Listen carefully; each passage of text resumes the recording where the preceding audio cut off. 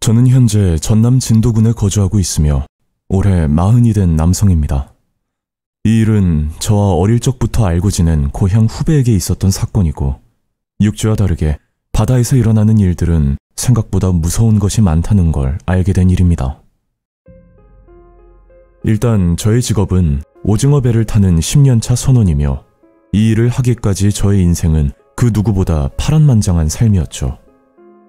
저는 고등학교를 졸업하자마자 그 나이 때 할 수 있는 알바를 찾아 모조리 지원을 했고, 성인이 되자마자 군대를 지원해서 전역을 하고 난 뒤에는 목포에 위치한 조선소에 취업을 했었습니다. 거기서 파워라고 불리는 일종의 선박 외관을 그라인더로 갈아내는 작업을 했었는데, 노동의 강도가 힘든 편이라 수입은 꽤나 좋은 편이었죠. 그렇게 7년간 파워 일을 하면서 열심히 돈을 모았고, 그 돈으로 사업을 시작하려고 했으나 저의 한순간의 잘못된 판단으로 인해 그동안 힘들게 모아둔 돈을 모조리 잃게 되는 불상사가 생겨버렸습니다.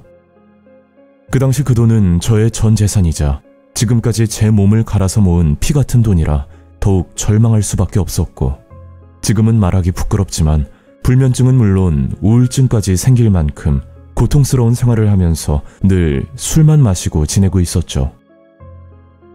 그러다 어느 날 저와 가끔 안부를 주고받던 고향 후배 태우와 술을 한잔하게 됐고, 그 술자리가 저의 또 다른 인생을 시작하게 된 계기가 되어버렸습니다. 저 형님, 제가 선장님한테 말씀드릴 테니까 이번 기회에 같이 한번 나가시죠? 네? 태우야, 네 말은 잘 알겠는데 나 배멀미 있는 거 알잖아 임마. 아유 형님, 멀미쯤이야 차차 적응하면 되죠 뭐. 언제까지 술만 마시고 그렇게 지내실 거예요? 형님도 이제 슬슬 일어나셔야죠. 사실 지금은 돌아가셨지만 한때는 저희 아버지도 뱃일을 하셨던 분이라 누구보다 그 일을 곁에서 지켜본 사람으로서 그때는 뱃일보다 꼭 다른 일을 하고 싶다는 그런 심리가 강하게 박혀 있었던 것 같습니다.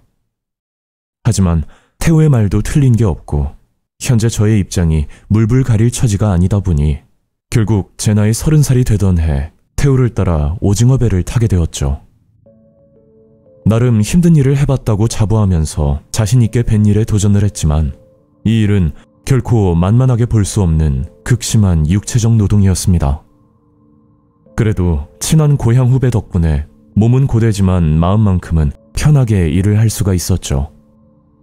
제가 그 당시 승선했던 오징어 배의 규모는 30톤이 조금 넘었었는데, 이 정도면 중대형 어선이라 불릴 수 있는 사이즈였고, 배의 인원은 저 포함 12명이 타고 있었습니다.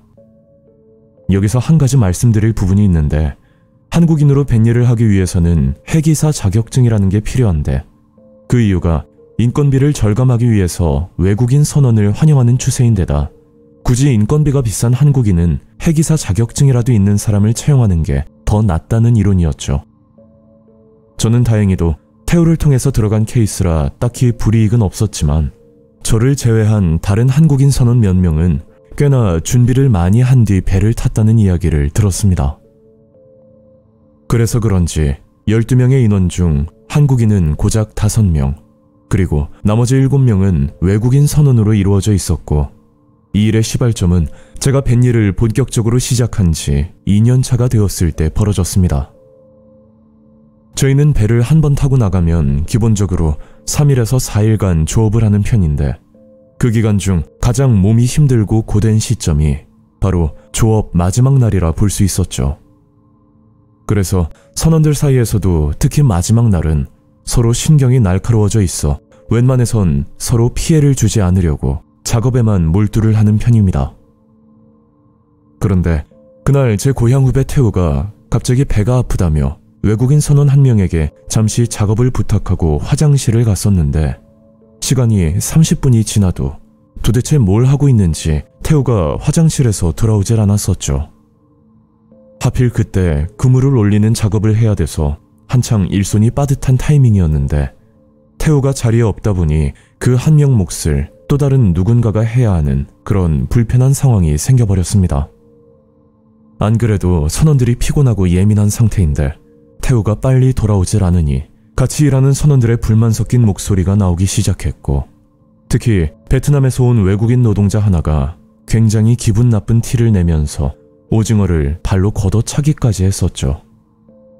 그때까지는 이 일이 이렇게까지 커질지는 전혀 생각지도 못했고 다들 체력적으로 힘들어서 그러나 보다 그렇게 생각하고 그냥 넘겨버렸습니다. 태우는 화장실에 간 지 거의 1시간 만에 돌아왔고 본인도 미안한 감이 있는지 선원들에게 사과를 하면서 설명을 했었는데 그게 집안에 사정이 좀 생겨서 통화가 길어졌다고 연신 미안하다며 양해를 구했었죠.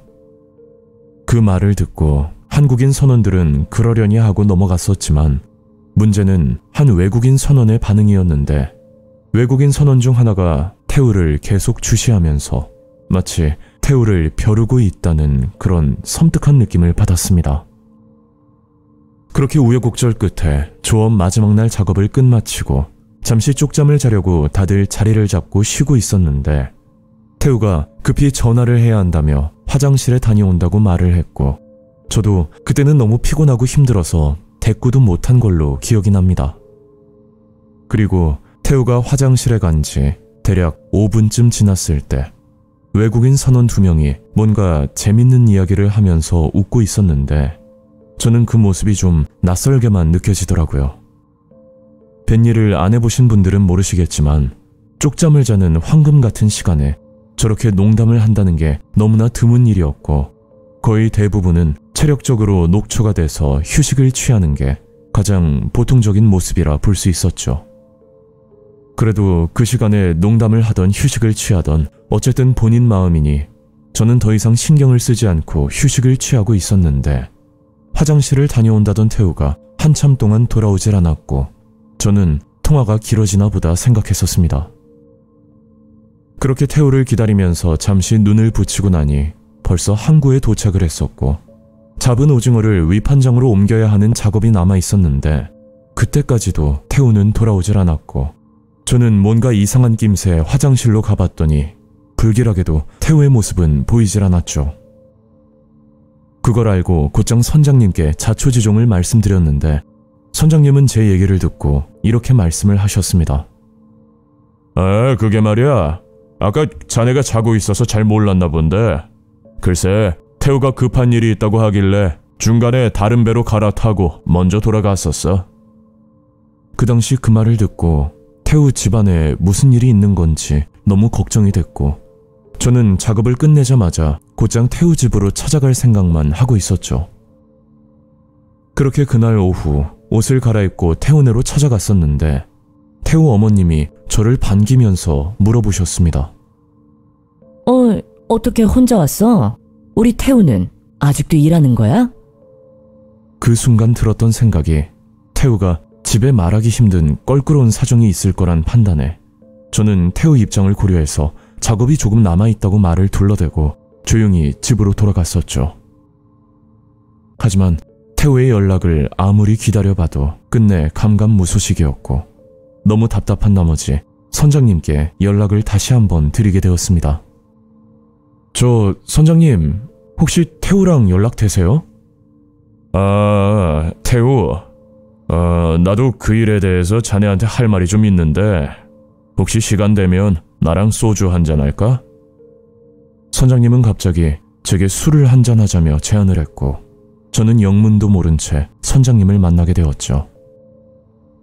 그리고 그날 믿을 수 없는 충격적인 이야기를 듣게 되었고 저는 선장님의 말을 곧이곧대로 믿어야 할지 판단이 잘 서질 않았습니다. 태우가 말이야, 도대체 뭘 하면서 그렇게 됐는지는 모르겠는데 배에서 발을 헛디뎌서 물에 빠진 것 같아. 지금 경찰에 신고해봤자 자네도 알다시피 48시간 지나면 그 시신 찾기도 힘든 거 알잖아. 그리고 수사 들어가면 우리 당분간은 조업도 하기 어려울 거야. 그래서 말인데 내가 이번 일만 잘 마무리되면 크게 한몫 챙겨줄게. 또 괜히 일 크게 만들지 말고, 어? 일단 내가 내일 오전에 태훈에 찾아가서 합의를 해볼 테니까 자네는 그냥 조용하게 있어줘. 선장님이 앞전에 설명했던 태우가 다른 배를 타고 갔었다는 건 일을 크게 만들지 않기 위한 거짓말이었는데, 태우가 뱃일을 하루 이틀 한 것도 아니고 그 정도 경력에 갑자기 물에 빠진다는 건 더더욱 이해할 수가 없는 일이었습니다. 태우에게는 정말 못할 짓이지만 저도 일을 해야 하는 입장이라 선장님 말을 따를 수밖에 없었고, 태우의 어머님이 저희 집으로 몇 번이나 찾아왔었지만 저는 차마 어머님 얼굴을 뵐 수가 없었죠. 태우는 그렇게 허무하게 사고사로 떠났고 저는 다시 조업을 하면서 지내고 있었는데, 어느 날 뱃일을 하던 도중 과거 태우가 겪었던 이야기를 우연히 듣게 되었습니다. 그 이야기는 외국인 선원 중 베트남 국적인 20대 선원이 한 명 있었는데, 한날은 선원들끼리 모여 태우의 집에서 식사를 한 적이 있었다고 합니다. 사실 태우는 국제 결혼을 했고 아내는 베트남 사람이었는데, 그날 식사를 하면서 그 베트남 외국인 선원과 그리고 태우의 아내가 눈이 맞아 바람이 났고, 그날부터 태우는 그 외국인 선원을 증오하며 늘 욕을 하면서 지냈었다고 했죠.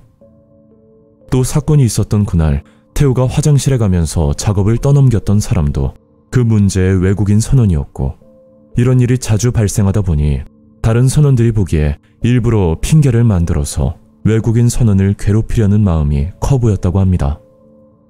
선원들이 알고 있는 이야기는 거기까지인데, 아무도 그날 사고 현장을 본 사람도 없고 다들 선장 말대로 움직이는 사람들이다 보니 명확한 사건의 내용은 자세히 밝혀지지가 않았었죠.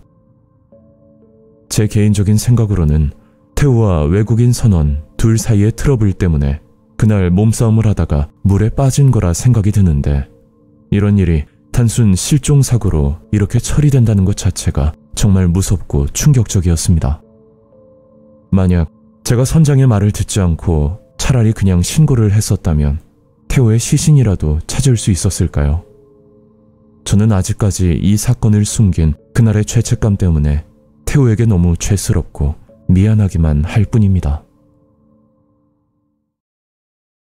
오늘 이야기는 여기까지입니다. 구독과 좋아요 잊지 않으셨죠? 다음 영상으로 또 뵐게요. 감사합니다.